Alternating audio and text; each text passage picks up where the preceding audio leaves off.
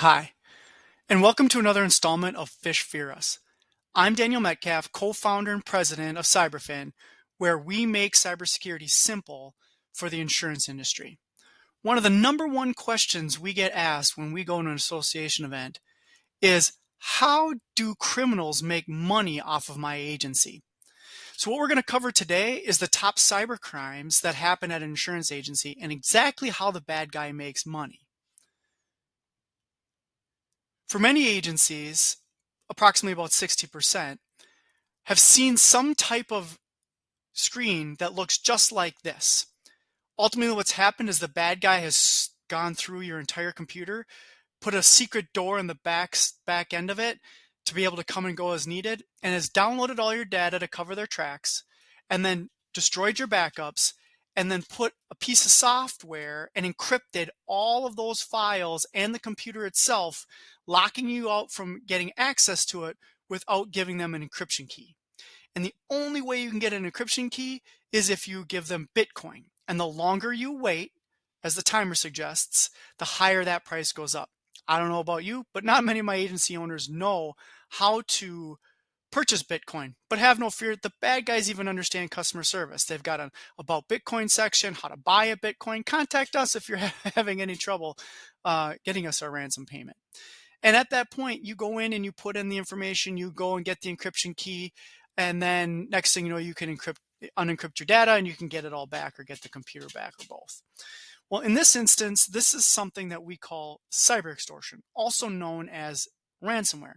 And how they make money is they have something of yours that is very important to you, and in exchange for money, in case Bitcoin, they'll give it back to you, right? That's no different than any other type of extortion, whether you're the mob or the mafia, whatever it might be, to say, hey, look, if you want that very important thing back, if you want additional protection, you have to give us some money in exchange. We've seen criminals get so bold, and now with some of the new regulations around HIPAA, SEC, and NIAC, that they'll actually threaten you to say, we will expose you that you're going to have to report an incident. We're going to expose you if you don't give us the ransom payments. So instead of just getting the ransomware itself to get their files back, they're actually going even further to try to make more money by saying, hey, if you don't actually comply with this, if you don't give us the money, we're actually going to report you to the authorities in exchange for money. And we've seen it happen already with an SEC reporting violation. Something to keep an eye on. The second way that bad guys can make money with your agency is by selling data on the dark web, or in most cases, it's through business email compromise. And so what's happening here is, through a phishing campaign or some type of campaign, the bad guy has now gotten a hold of your email credentials or your email box as specifically. They've gone and downloaded the email box, made a copy of it, and they're working as a person in the middle. So this allows them access to look at invoices, to look at policies, to look at potentially what credentials that you use to get into your carriers. Many different things that they can get access to, where they can either download data that's very sensitive that they can sell onto the dark web for dollars, or they can manipulate different things like invoices or payments or accounting numbers or payroll numbers, things that they can continue to access over time, manipulate, and just in small increments, which will add up over time, they start to siphon off money from your customers, your vendors, potentially even your employees. So that's a way that they can use business email compromise in order to make money. The last version, and the one that doesn't happen as often, but is the most dangerous and the most uh, not just most dangerous, but the most amount of dollars that they can collect, is through what's called fund-to-fund transfer fraud or fund transfer fraud. So where before they're trying to get into your email credentials and then they're going to try to manipulate stuff from inside your organization, this is where they're going to use you as an authority, right?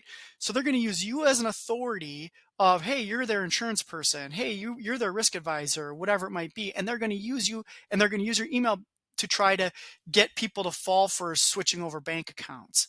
And it can also work on the way in, because they know that, hey, your accounting department, your office manager is really busy, so they're gonna fake that they're the bank. They're gonna fake that they're a vendor.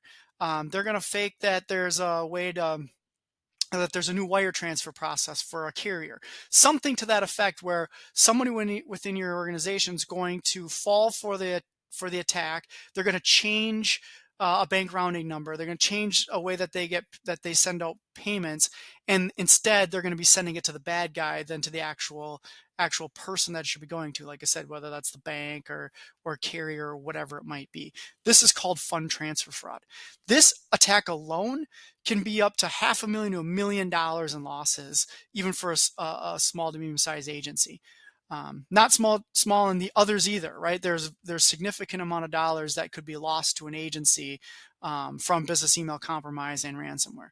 So now that you know what these cyber criminals do in order to make money and how they make money, now we can start to think about, okay, what are the gaps within my organization and my agency that a bad guy could manipulate in order to make that money? How worth it is it to a bad guy?